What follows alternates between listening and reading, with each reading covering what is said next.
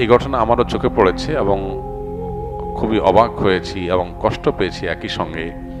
একজন ইমাম, তার আকীদা যাই হোক না কেন, তার চিন্তা যাই হোক না কেন, একজন আলিম, একজন সম্মানিত ইমাম, তার বিরুদ্ধে কোনো অভিযোগ উঠলে তিনি দোষী হলে 100 বার তার বিচার হবে। কিন্তু একটা অভিযোগ তুলে একটা মানুষকে পিটিয়ে মেরে ফেলা, এটা কোনো সভ্য সমাজে গ্রহণযোগ্য হতে পারে না। আমি অবাক হয়েছি যে অতি সম্প্রতি এ ধরনের যে সমস্ত মবের ঘটনা ঘটেছে, আইন হাতে তুলে নেওয়ার ঘটনা ঘটেছে, সেগুলোতে যারা সরব ছিল সে মানুষগুলো এই ঘটনায় পরিপূর্ণ নীরব। তাদের মুখ থেকে কোনো আওয়াজ আমরা শুনতে পাই নাই। কি কারণে? কারণ এখানে নিহত লোকটা একজন ইমাম, সেজন্য নিহত লোকটা একজন আলেম, সেজন্য। এই যদি হয় আমাদের সমাজের অবস্থা, তাহলে এই সমাজের জন্য কোনো কল্যাণ অপেক্ষা করছে না। যারা অন্যান্য মবের বিরুদ্ধে সোচ্চার ছিলেন, এখানে এই মবের সাথে যারা জড়িত তাদের বিরুদ্ধে সবাই সোচ্চার থাকা কর্তব্য। একটা লোক অপরাধী হলে, অপরাধ প্রমাণ হওয়ার আগ পর্যন্ত, অভিযুক্ত হলে অপরাধ প্রমাণ হওয়ার আগ পর্যন্ত তাকে অপরাধী বলা যাবে না। এখানে কি ঘটেছে আমরা কেউ জানি না, কিন্তু আমরা এটুকু জানি লোকটাকে পিটিয়ে মেরে ফেলা হয়েছে। এবং আমরা ভিডিওতে দেখেছি যে পানি পান করার জন্য তিনি ছটফট করছেন, তখনও পানির বোতল মুখের কাছে নিয়ে পুলিশের কর্তব্যরত কোনো এক সদস্য তিনি বোতলটা আবার ফেরত নিয়ে আসছেন, তাকে পানি পান করতে দেন নাই। পিপাসায় ছটফট করতে করতে লোকটা মারা গেল। এটা তো একটা সভ্য সমাজে কোনোভাবে মেনে নেওয়া যায় না। একজন মানুষ তিনি যদি অপরাধীও হন, পানি পান করতে চাইবে, তাকে পানি পান করতে দিবেন না, তাকে মেরে ফেলবেন। এটার সুষ্ঠু তদন্ত এবং বিচার দাবি করছি আমরা। অপরাধীদেরকে খুঁজে বের করে দৃষ্টান্তমূলক শাস্তি হোক। কিন্তু দুঃখজনক বিষয়, এই দেশে দাবি আমরা করে যাই, বাস্তবায়ন আমরা দেখি না। কবে যে এই দেশে আইনের শাসন প্রতিষ্ঠা হবে, কবে যে এই দেশে অপরাধ করলে মানুষ পার পাবে না, সেটা একমাত্র আল্লাহ তাআলা ভালো জানেন। আমরা স্বপ্ন দেখি এক এক সময়, এক একজনকে নিয়ে, এক এক গ্রুপকে নিয়ে, কিন্তু তারা আমাদের সেই স্বপ্নগুলোকে ধুলির সাথে মিশিয়ে দেয়। আল্লাহ তাআলা এই দেশে মানুষের প্রতি রহম করুন, করুণা করুন। আমরা যেন এই দেশে সুশাসন পাই, সেরকম নেতৃত্ব, সেরকম লোক, সেরকম পরিবেশ আল্লাহ তাআলা আমাদেরকে মেহেরবানি করে, দয়া করে, অনুগ্রহ করে, ভিক্ষাস্বরূপ আল্লাহ যেন আমাদেরকে দান করেন। এছাড়া আমাদের কোনো আশার আলো আমরা সচরাচর দেখতে পাই না। আল্লাহর অনুগ্রহ ছাড়া আমার কোনো উপায় নেই। আপনি যে কোনো মানুষের উপর একটা অভিযোগ তুলে তাকে পিটিয়ে মেরে ফেলতে পারেন, এটা তো হতে পারে না।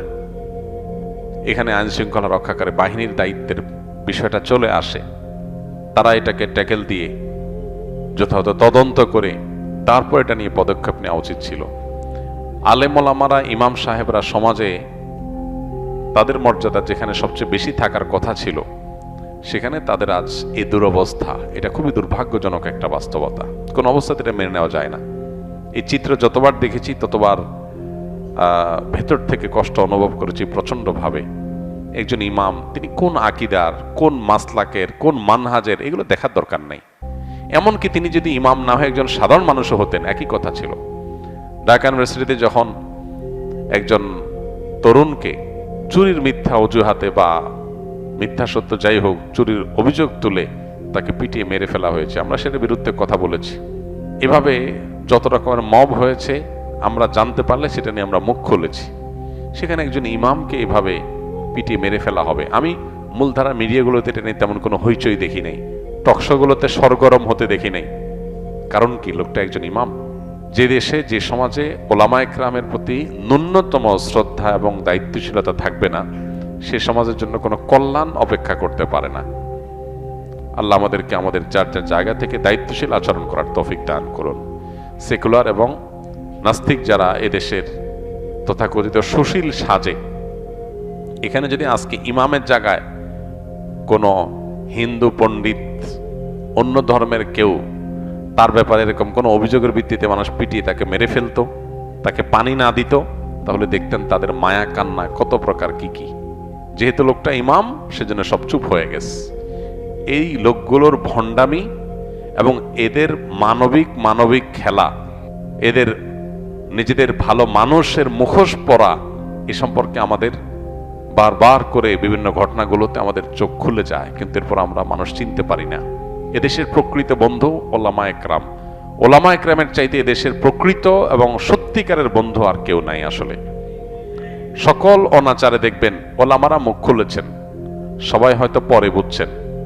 আলেমরা যখন বলেছেন তখন তাদেরকে বুঝেন নাই পার্বত্য চট্টগ্রামের স্বাধীনতা বিপন্ন হতে পারে। আলেমরা সবার আগে আশঙ্কা করেছেন এবং সতর্ক করেছেন। খ্রিস্টান মিশনারিগুলো সেখানে নানান ষড়যন্ত্রের বীজ বপন করছে, বহু যুগ আগে থেকে আলেমরা বলে আসছে, আপনারা কানে নেন নাই।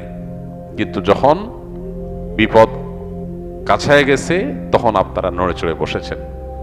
ওলামা একরাম বিভিন্ন অপসংস্কৃতির বিরুদ্ধে কথা বলে তখন আমরা অনেকে শুনি না, কিন্তু যখন সর্বনাশ আমাদের হয়ে যায় তখন আমরা হয়তো নড়ে চড়ে বসি। আল্লাহ তাআলা আমাদেরকে সম্বিত যেন ফিরে পাই, আমাদের বিবেচনা বোধ যেন জাগ্রত হয়, সত্য আর অসত্য যেন আমরা বুঝতে পারি, সেই তৌফিক দান করুন। ওলামা একরামের প্রকৃত মর্যাদা, আলেম সমাজের মর্যাদা আমাদেরকে দেওয়ার তৌফিক দান করুন। আলেমদের লেবাস পরে যদি কেউ অন্যায় করে শতকণ্ঠে আমরা তার বিচার চাই, অবশ্যই তার বিচার করা হোক।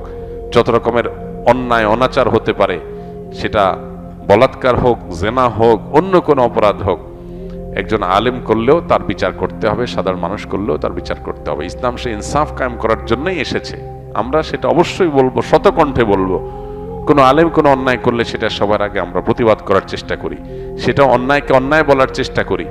কিন্তু একজন আলেমকে অভিযোগ দিয়ে প্রমাণ হওয়ার আগে পিটিয়ে মেরে ফেলবেন এবং একটা সমাজ চেয়ে চেয়ে দেখবে, এটা নিয়ে তেমন কোনো আলোচনাও নাই, হইচই নাই, এটা নিয়ে টকশোগুলো গরম হচ্ছে না, টেলিভিশনগুলোতে আলোচনা তেমন একটা শোনা যাচ্ছে না। এটা দুর্ভাগ্যজনক।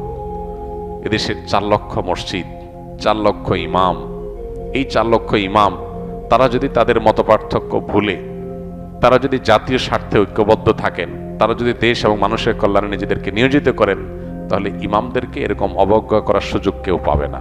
এই জন্য আমাদের ওলামা একরাম প্রত্যেকটা মহল্লাতে আমাদের ঐক্যবদ্ধ থাকতে হবে। দুর্ভাগ্য আমাদের, আমরা বিভিন্ন মাসলাকগত আকীদাগত মতপার্থক্যের দোহাই দিয়ে আমরা যার যার মতো আলাদা আলাদা, পারলে একজন আরেকজনের বিরুদ্ধে শত্রুতা করি।